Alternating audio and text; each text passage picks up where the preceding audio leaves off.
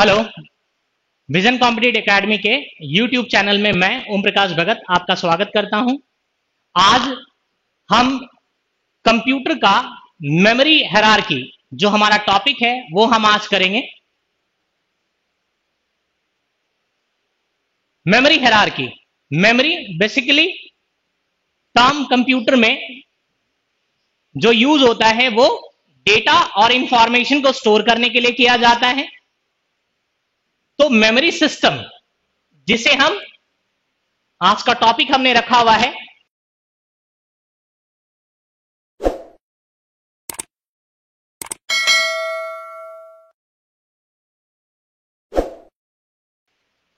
Memory एक ऐसा unit है जिसको ह्यूमन ब्रेन कंप्यूटर के टर्म में अगर हम डिफाइन करें तो ह्यूमन ब्रेन जैसे चीजों को मेमोराइज करके रखता है अपने बाद में यूजर्स के लिए, उसी तरह से कंप्यूटर डेटा को बाद में यूज करने के लिए उसे कहीं ना कहीं स्टोर करता है, उसे मेमोरी कहते हैं। तो मेमोरी अगर कंप्यूटर सिस्टम के बारे में बात करें तो मेजर कैटेगरी में जब हम उसको डिवाइड करेंगे तो 3 कैटेगरीज होती हैं मेमोरी की। फर्स्ट कैटेगरी को कहा जाता है कैश मेमोरी, सेकंड कैटेगरी को कहा जाता है प्राइमरी मेमोरी या मेन मेमोरी, थर्ड कैटेगरी को कहा जाता है सेकेंडरी मेमोरी। एक और मेमोरी इसमें यूज होती है लेकिन यहां पे हम उसको कैटेगरी में नहीं इंक्लूड कर रहे हैं, उसको हम कहते हैं रजिस्टर। ये रजिस्टर ये सीपीयू का पार्ट होता है, इसको सीपीयू का मेमोरी यूनिट कहा जाता है। तो 4 वैरायटीज हैं, 3 को हमने मेजर कैटेगरीज में रखा है। सीपीयू के रजिस्टर को हम यहां डिस्कस नहीं करेंगे, हम इसको बाद में डिस्कस करेंगे। तो ये जो ट्राइंगल आप देख रहे हो, इस ट्राइंगल को मेमोरी हायरार्की के लिए रिप्रेजेंट किया गया है। इसमें आप देखेंगे सेक्शंस बने हुए हैं।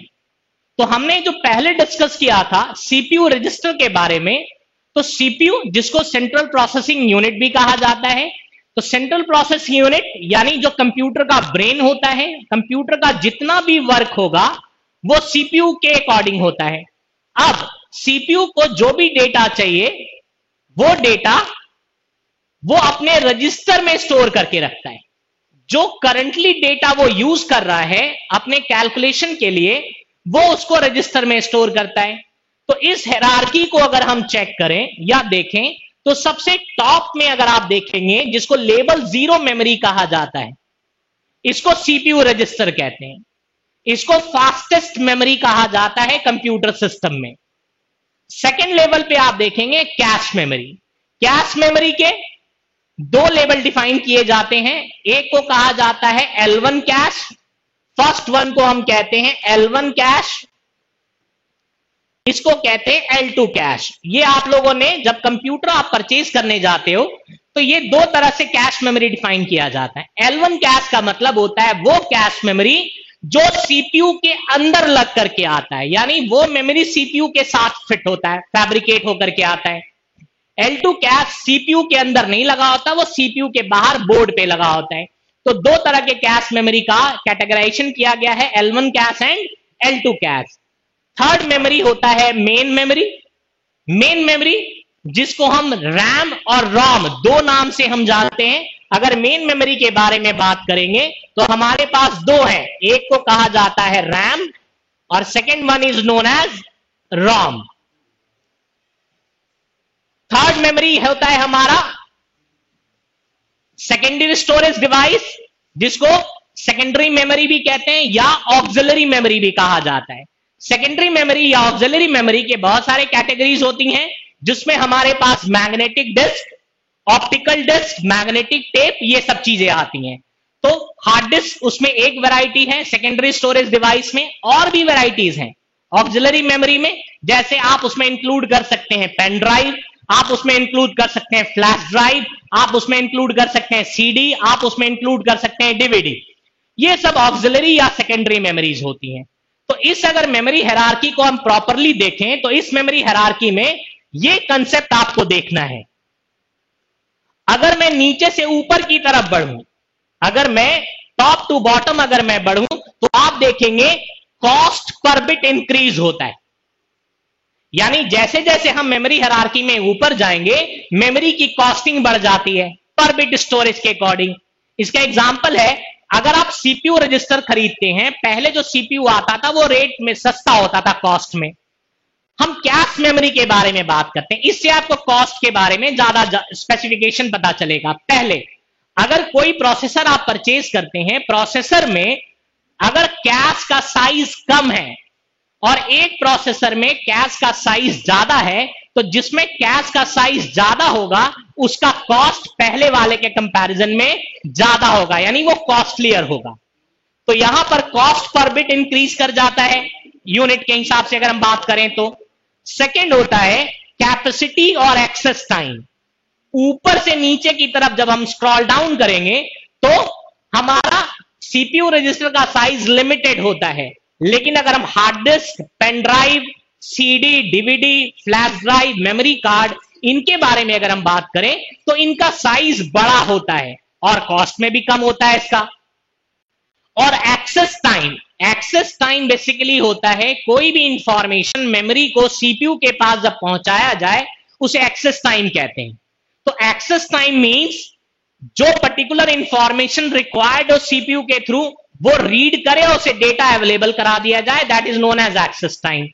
तो अगर हम टॉप टू बॉटम अगर हम चलते हैं तो एक्सेस टाइम इंक्रीज होता है, यानी डेटा अगर सीपीयू को चाहिए और सीपीयू के रजिस्टर में ही वो डेटा है तो एक्सेस टाइम बिल्कुल नहीं होगा, उसको डेटा जल्दी मिल जाएगा।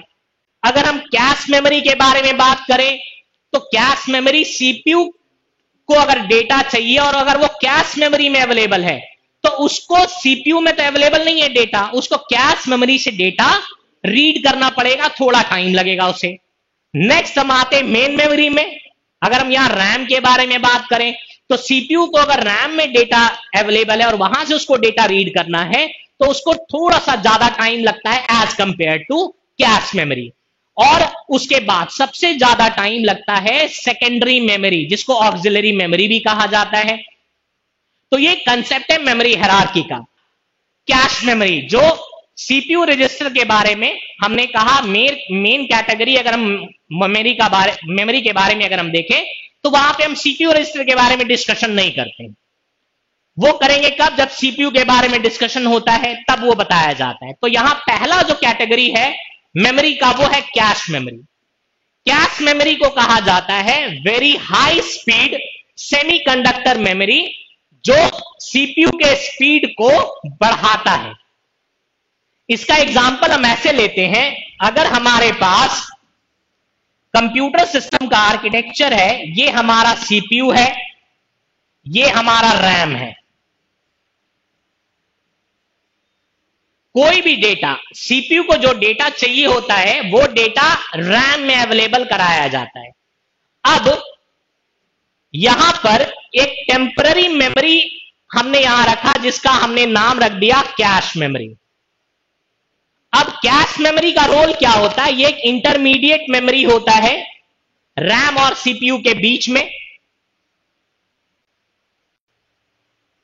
रैम और सीपीयू के बीच में एग्जिस्ट करेगा।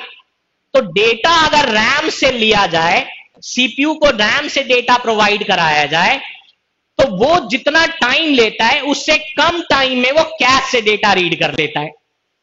इसका एग्जांपल हम एक देखते हैं कि रैम का, ये रैम है, इसमें डेटा को रीड या राइट करने में मान लो 4 नैनो सेकेंड लगता हो, और कैश मेमोरी में डेटा रीड या राइट करने में 1 नैनो सेकेंड लगता हो सीपीयू को। अब सीपीयू को 4 यूनिट डेटा की रिक्वायरमेंट है, तो कितने साइकिल वो कंप्लीट करेगा रैम में? 4 साइकिल। टोटल टाइम कितना लगेगा? 16 नैनो सेकेंड।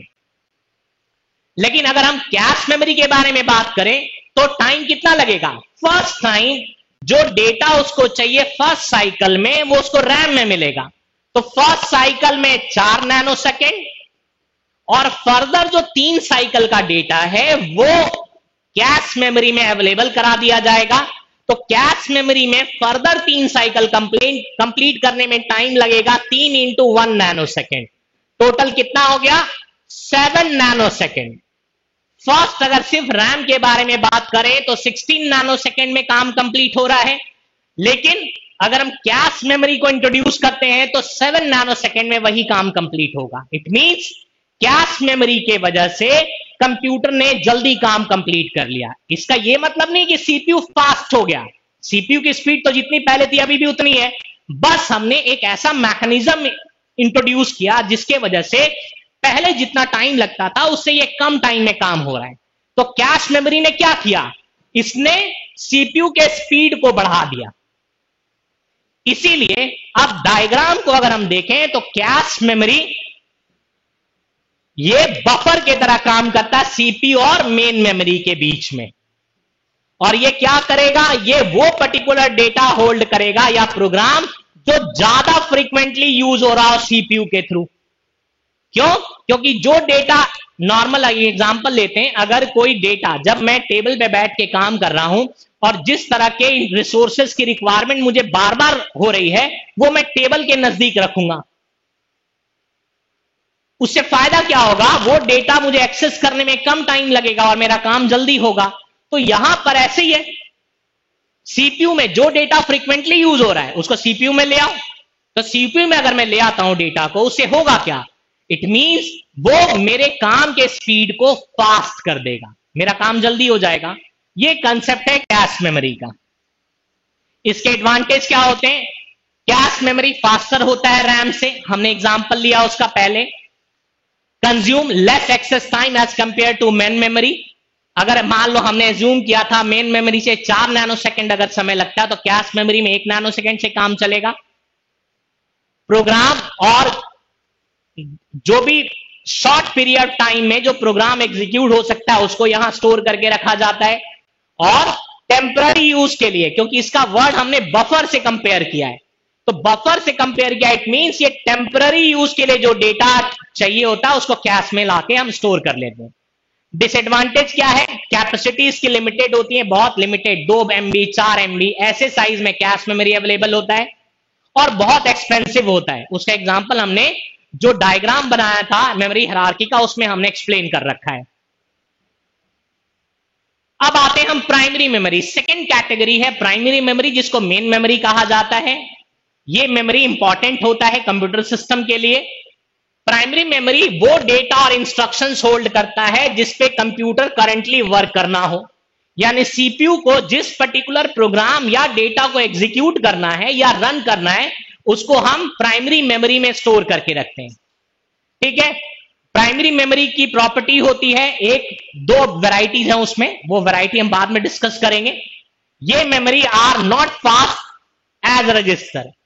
कंप्यूटर में हमने कहा सीपीयू का जो रजिस्टर होता है वो सबसे फास्टेस्ट मेमोरी होता है, उसके बाद कैश मेमोरी फास्ट होता है, उससे थोड़ा स्लोअर होता है हमारा प्राइमरी मेमोरी, लेकिन ये अभी भी फास्टर मेमोरी है as compare to secondary storage devices.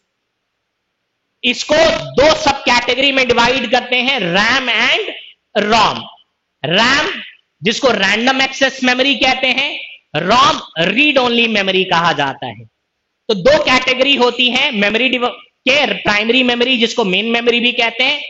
First पहले मेमोरी के कैरेक्टरिस्टिक्स पढ़ लें, फिर उसके कैटेगराइजेशन पढ़ेंगे। कैरेक्टरिस्टिक्स क्या होता है, ये सेमीकंडक्टर मेमोरी होता है। सेमीकंडक्टर मेमोरी जो सेमीकंडक्टर मटेरियल से बनाया जाता है, जो लेस पावर कंज्यूम करेगा और हीट नहीं होता है जल्दी, usually known as main memory. Volatile होता है नेचर में, नॉर्मली सारे मेन मेमोरी वोलाटाइल नहीं होते। वोलाटाइल एक टर्म यूज किया जाता है, volatile memory means if the power of computer system is turn off then the data of memory will be erased. अगर पावर को बंद कर दिया गया तो उसका डेटा इरेज हो जाता है। मोस्ट प्राइमरी मेमोरी में ऐसा ही होता है, लेकिन एक और मेमोरी है प्राइमरी का, रोम रीड ओनली मेमोरी, उसमें ऐसा नहीं होता। Data is lost in case of power is switched off, इसी को वोलाटाइल नेचर कहते हैं। It is the working memory of the computer. Working memory का मतलब होता है इसके बिना कंप्यूटर वर्क नहीं करता है, यानी जो भी करंटली जो डेटा या इंफॉर्मेशन कंप्यूटर को चाहिए अपने वर्क को परफॉर्म करने के लिए, उसको मेन मेमोरी में ला करके रखा जाता है डेटा को। इसीलिए इसको वर्किंग मेमोरी भी कहते हैं। और अगर इसको कंपैरिजन करें तो हमने पहले ही उस ट्रायंगल में देख रखा मेमोरी हायरार्की में, ये सेकेंडरी स्टोरेज मेमोरी से फास्टर होता है और बिना प्राइमरी मेमोरी के कंप्यूटर वर्क नहीं कर सकता, क्योंकि ये मेन मेमोरी इसलिए नाम रखा गया है, बिना इसके काम नहीं चलेगा। तो ये हमारा मेन मेमोरी का कैरेक्टरिस्टिक्स है। तो अगर आपको वीडियो अच्छी लगी हो तो YouTube चैनल को, हमारे YouTube चैनल को सब्सक्राइब करें और लाइक करना ना भूलें। सब्सक्राइब करना इसलिए जरूरी होता है क्योंकि इस चैनल में फर्दर वीडियो नोटिफिकेशन आपको मिलती रहे। Thank you.